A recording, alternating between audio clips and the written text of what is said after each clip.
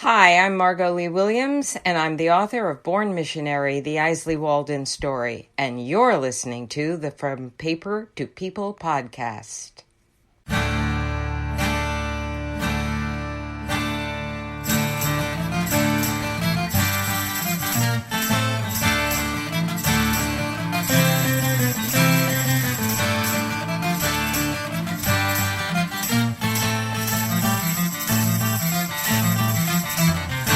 Hello, and welcome to episode 405 of From Paper to People podcast from Ancestors Alive Genealogy.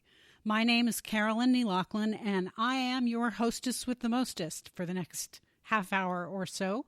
I want to start by thanking my new Patreon patron, Paula Crago, who joined at the Vines level, $7.50 per month. Thank you so much for that support, Paula. And Charles Andrews has increased his support to the branch level at $10 per month. Thank you so much for your support and your faith, Charles, and for all of your good conversation on Twitter. And Canadian history teacher also joined, and I really appreciate that as well. We had a May question on Patreon. The swag at stake was a pair of limited edition inlaid wood bookmarks bearing the podcast's name in antique script. Since there were only 4 responses out of 21 supporters, Sarah Crow, Margaret Eves, and Kara Carey each got one, with the winning entry going to new patron Paula Crago. Thanks and congratulations, ladies. The monthly question is, yes, you guessed it, monthly, and it's on Patreon. The idea is to stimulate conversation on the platform and for supporters to have a chance to get a little something extra. Not everyone is on Facebook, so some listeners miss out on the discussions there. To be a part of the fun, become a supporter at patreon.com/ancestorsalive, and you'll have access to those monthly posts. Patron levels now start at $5 a month, and there's even a new rewards program for sustained support. This episode is all about having a genealogy blog, and to be sure I got you the best information possible, I sat down with Lisa Lisson to have a discussion. After all, I don't really have a blog, and Lisa is at the top of the game. It took me a year to get this into editing, and I do apologize for that, but her advice is no less timely now than it was in 2020. She discusses everything: platforms, content, editing, publication to social media, and more. Here now is the interview. I hope you enjoy it. I'm here with Lisa Lisson, and today we're going to talk about family history and genealogy blogs. Everybody welcome Lisa. Lisa, say hello to the people. Oh, hi. Thank you so much for having me. I have been looking forward to being on your podcast. Great. This is very exciting for us both then. I'm really pleased. So give us a little background, Lisa, about who you are and what it is that you do. I am the creator of the Are You My Cousin blog and website. And so my goal when I write on the blog is to help take the overwhelm out of the researchers' genealogy research, because it can be very overwhelming when you're just starting out with your genealogy research. And I think that's intimidating to some folks. And so I really want people, particularly as they're coming in, and even if they've been doing it for a long time, to be comfortable and to try new research techniques and just to learn the processes. That's great. It is really important, I think. There are a lot of podcasts out there that cater to a slightly highbrow taste, it seems to me, and a lot of people who teach at a high level. And that's great because I need that. Heaven knows, 40 years in, and I need that. But one of the most important things that we have to do is we have to remember to keep it simple. And Right. That's something that I think that you're really good at. So tell us about your blog. Sure. So it is called Are You My Cousin? And it actually started out as just a family blog, a family history blog. It was a way for me to start sharing my family history and what I was finding with my relatives, because everybody was emailing me and saying, what did you find out? Or I heard this, and I couldn't keep up with who I told what to. And it was, I was spending more time doing that than I was actually researching my ancestors. So I started the blog. And then I fell in love with the whole process of blogging. And I realized that more people were reading it than just my mother. So I thought, okay, let's see what I can do with this. And it has progressed over the years. And so now the Are You My Cousin blog, it is really, I do pretty much how-to tutorials. It's how to use certain databases, how to dissect a birth certificate to get everything you need out of it, how to analyze a cemetery. And then I also am a very frugal genealogist. So I'm always sharing ways to have free genealogy research, how to, sites that are offering free things, free databases, those kinds of things, or just low cost, because it doesn't have to be always as expensive as people think it does. That's extremely valuable because we're definitely living in a time where certain kinds of data is either completely unavailable because of the local government, despite the fact that they should make it available, or certainly a lot of people can't afford or don't want to pay for memberships for things like Ancestry. And so, yeah, free resources are out there, but it is absolutely a question of having the key to the lock, to open the lock. And that's a real valuable thing. So why do you think other people should start a genealogy blog? Oh, I would love to see all the researchers start a genealogy blog. And it doesn't have to do what I do, which is teach genealogy.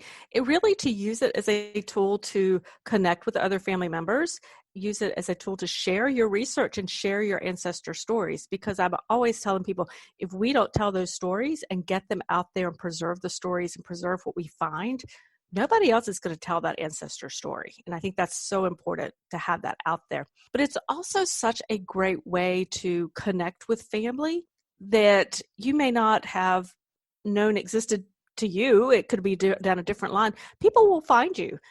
People may have heard the term cousin bait.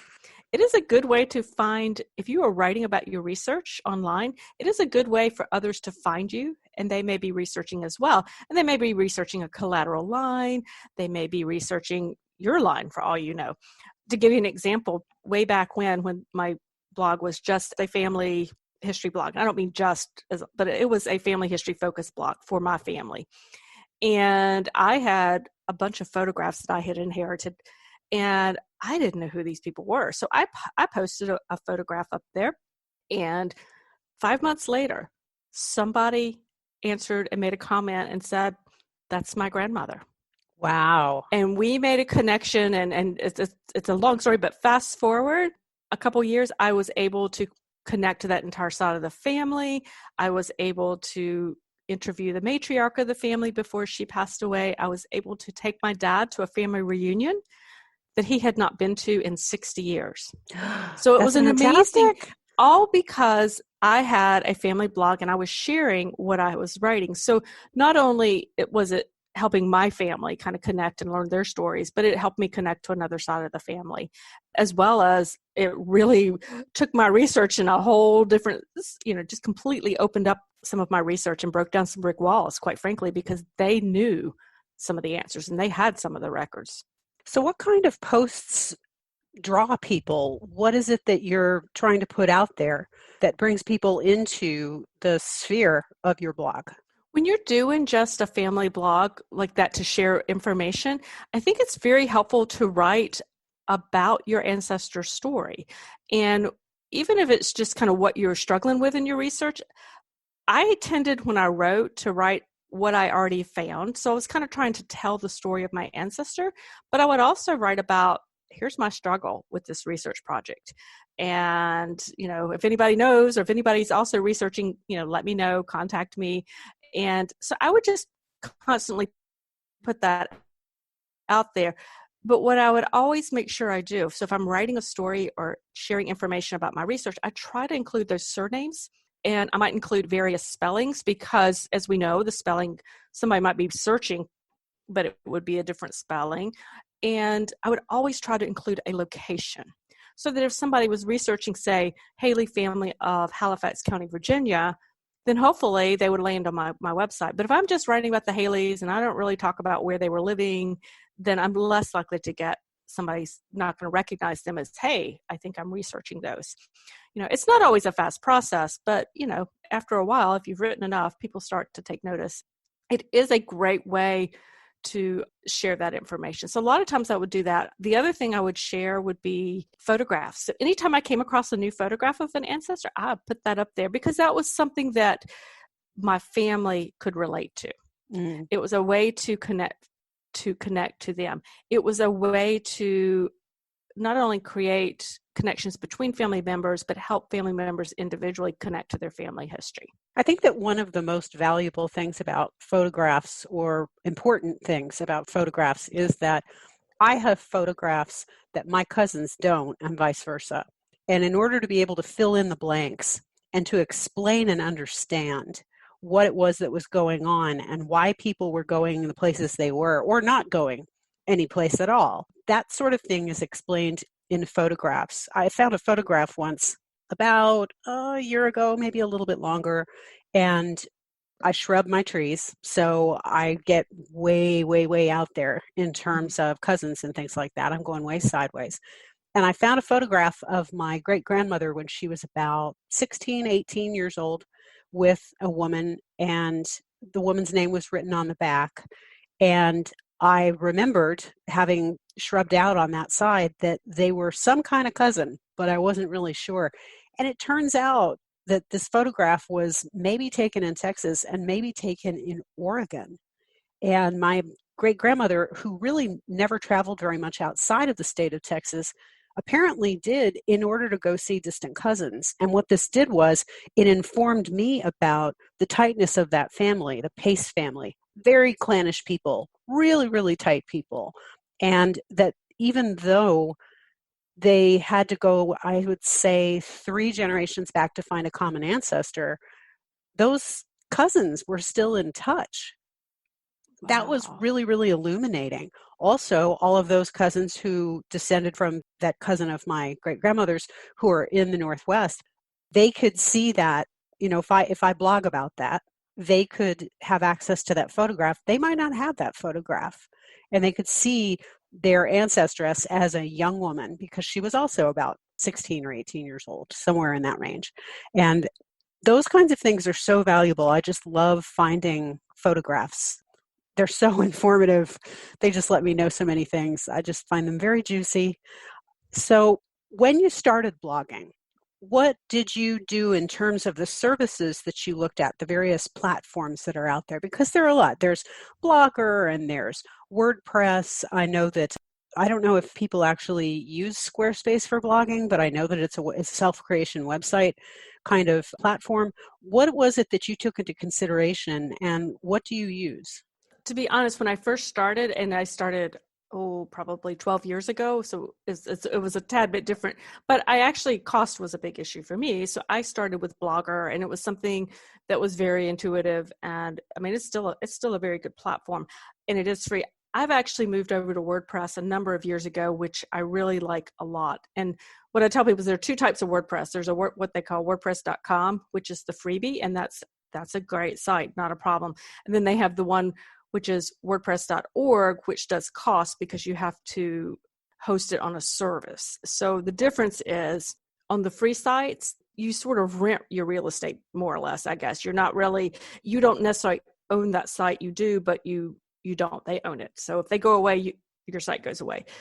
With going through WordPress.org, while I have to pay for hosting, because I have to pay to host it somewhere, I don't have to worry about them going away. It's always there. It's always mine. Nothing, they can't do anything. The company can't change what they're doing and then it changes my website. So that's what I choose to do. But there are lots, the free ones out there are good. I've heard of Squarespace. I'm with you. I don't know if people are blogging there. I think the potential is there. I just am not that familiar with that particular platform. It's not one I've used very often.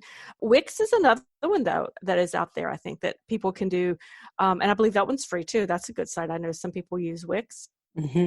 I was thinking about that one as well. Yeah, and that's a good site, too. I have a friend who uses that one and just loves it. So for some years now, I use WordPress.org. Mm-hmm. And the host that I use is a company called Bluehost, and they're wonderful. Mm-hmm. They're open 24/7 for phone calls. They're absolutely fantastic service, and they provide the space, they provide the ground, and then they provide support. and then I use WordPress there. And what is your URL? I use SiteGround, which is where I host mine. So my URL is just lisalisson.com, but I use SiteGround. I used to use HostGator, which is another good platform out there. They're actually owned by Bluehost now. But as mine got a bigger and turned into less of a family blog and more of a business, I need a little more robustness to it. So I ended up going with SiteGround. Yeah, it's important to kind of do a little shopping around, I think, because a lot of people aren't familiar with blogging. They don't understand what the basic function of it is. Maybe because as I say, we're kind of backtracking. I got us a little bit ahead of where we needed to be. You could explain, when you sit down to write a blog post, what is it that you're doing and thinking about, and how are you putting it out there? So in the terms of that, what I'm thinking, if I'm writing just for family type things, typically it is pretty much like writing a Word document. So I just write, and I come up with my topic that I'm going to write. I come up with the topic. I can write it quite easily, and then I schedule it to go out. It's really that simple. You can insert photographs quite easily in there. All of these programs like I said, I've used Blogger, I've used WordPress, and I've actually used Wix a little bit. I've played around with it just to try it out. Very intuitive. It's just kind of like you're just sitting down and writing. What I tell people, though, is don't get hung up on writing like you're writing for an English paper. Okay, and I think that scares people away.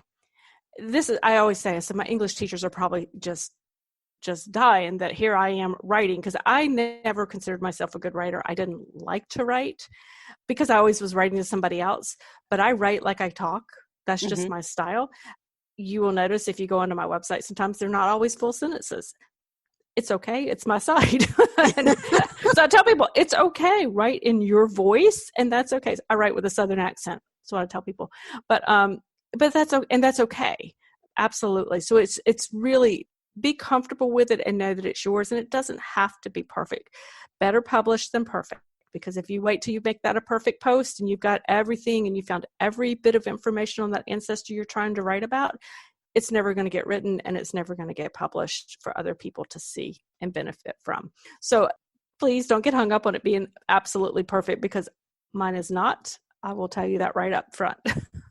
I remember being told more than once that the perfect is the enemy of the good. And the reason that I used to get told that a lot is because I would sort of defer getting stuff done for school assignments to the point that I was a little bit obsessive. And the reason for that was that I was worried about it being perfect. And what I've learned in adulthood is, yeah, whatever. You can always go back and revise. I mean, the great thing about a blog is it's a living being. The end of 2019, I said, okay, so not knowing that COVID was coming, 2020 is going to be all about a blog post every month about my enslaving ancestors, with identifying information about location and dates and how many people they enslaved, and graphics of the various slave schedules and census records, so that people could, and if there were wills or anything like that, property transfers, anything like that, whatever could go out there, because I wanted to be able to place not only cousin bait, but bait for Black researchers who I might not be related to, but who were looking for my ancestors because my ancestors enslaved their ancestors. So it's May, and I've written one of those so far because, as I say, things changed kind of radically, and my focus has changed a lot this year.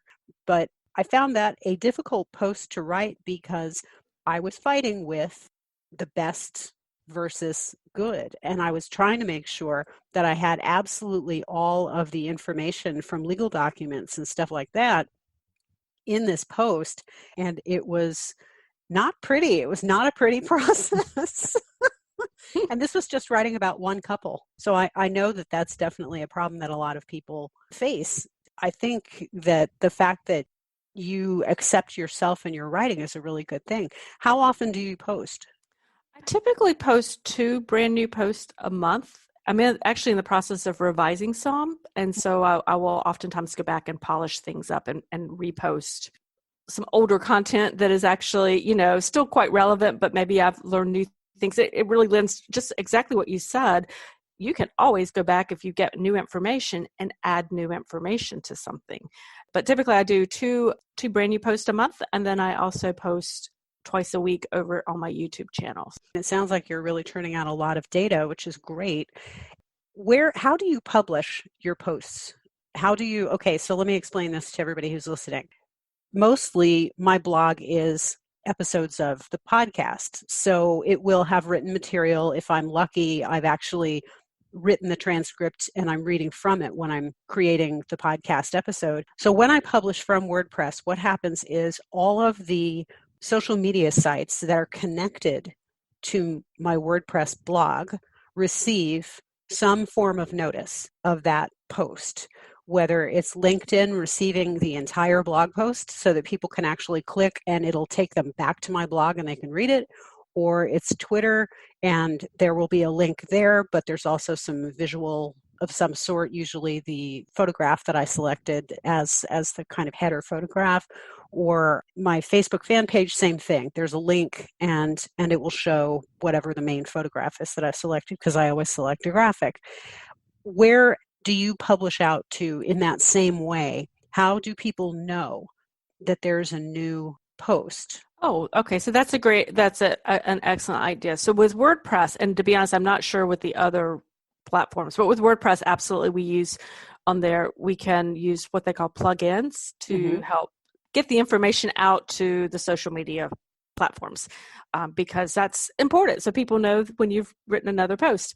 And so for me, I actually use CoSchedule, which is how I schedule out all of those I schedule it to LinkedIn, I schedule it to Twitter, I schedule it to Facebook, as well as Instagram, but that one works a little differently. I still have to manually do it, but it reminds me.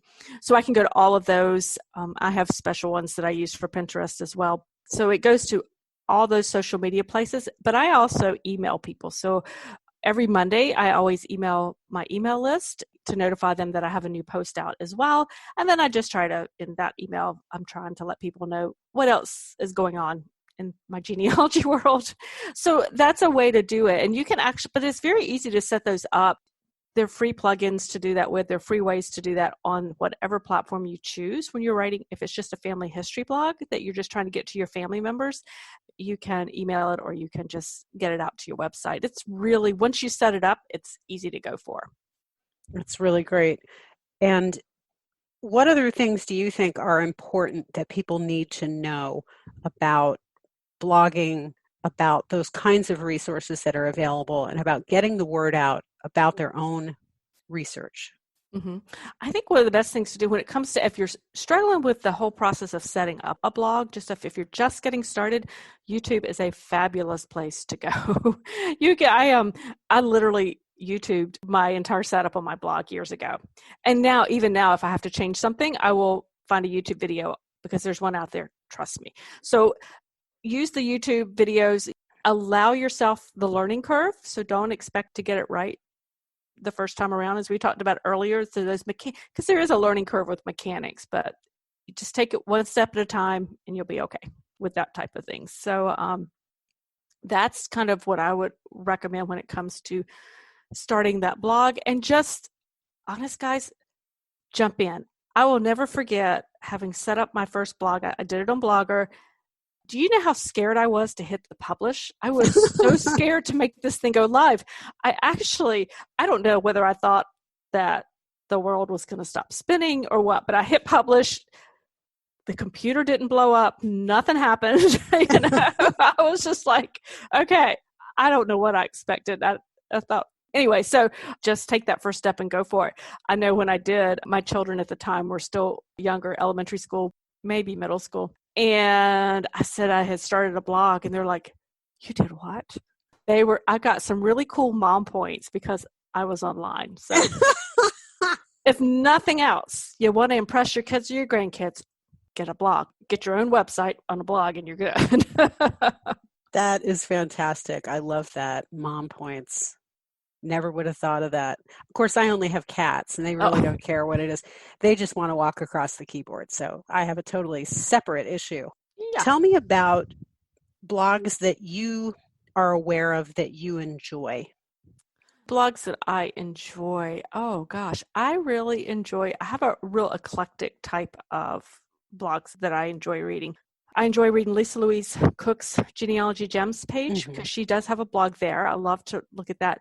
I really like to read the blog posts and the blogs on things like Find My Past, My Heritage, Ancestry. I like to read their blog posts. I don't know that people necessarily do that very often, but the reason I do is because they really tell me what's going on within their databases, because these are databases as a professional genealogist I use all the time. But, it keeps me up to date on what's happening. It also is a great way if I'm coming across a new piece of research. Maybe I need to research. I've got a female ancestor in England that I'm struggling trying to find. Well, I don't do a lot of English research. So I'm going to go to that blog and I'm going to learn how to research the women in England before I get into the databases so that I can maybe I can learn more and go at it in a smarter way and be more successful with that. So I really enjoy reading those blogs as well. Family History Fanatics, Devin writes a wonderful blog, especially if you're interested in learning to write your family history as far as like books. And it also translates into the blogs as well. She does some really great articles on writing and writing about genealogy. And then I spend most of my time writing. Yeah. Writing, researching to write, those kinds of things. Is there anything else that you think that we should know that I haven't asked you about? I think go have fun with it. I want you to have fun with it. That's the biggest thing that I would recommend is if it's something that you want to do, just give yourself the time and the space and enjoy it. Because ultimately, again, as I mentioned earlier, if we don't share the stories of our ancestors, those stories may not get told. And that would be, to me, that's a tragedy to not be able to share the stories when we've researched them and we know these ancestors so well in many cases, but I hate for that to get lost through the future generations. Absolutely. I agree with you. I could not agree with you more. There's certainly enough that we can learn from the past and carry that into our present lives and carry it down into the future. And those are things that need to be commemorated and need to be put out so that everyone can find them and share them. Well, thank you so much for being with us today, Lisa. And tell us every place we can find you. Oh gosh, lots of places. So you can find the best way really to find me is on my website, which is just lisalisson.com, LISALISSON. And on Facebook, I'm at Are You My Cousin? On Facebook and Twitter and Instagram, you can find me at Are You My Cousin? And Are You My Cousin on YouTube as well. So that's pretty much where you can find me. It's either Are You My Cousin or if you type in Lisa Lisson, you're good to go. Terrific. Well, thank you so much for being here with us today. Have a great, great day, Lisa. Well, thank you so much. Thanks for having me. I hope Lisa's sage advice helps those of you who have blogs, and that those of you who don't have blogs join in the ranks. We can all use our skills better to publish our findings, thereby assisting others who are seeking ancestors and current living family. I want to hear about your research, a book you've written, or your family recipes. Contact me at AncestorsAliveGenealogy.com if you'd like to be on the podcast. Subscribe to my YouTube channel. And if you're a podcaster too, let's exchange introductions. That's really kind of fun, and it's a great way to get heard by a new audience. In the meantime, remember, keep doing your work. Don't be a Jeffrey. Get that blog up and running, and above all, expect surprises.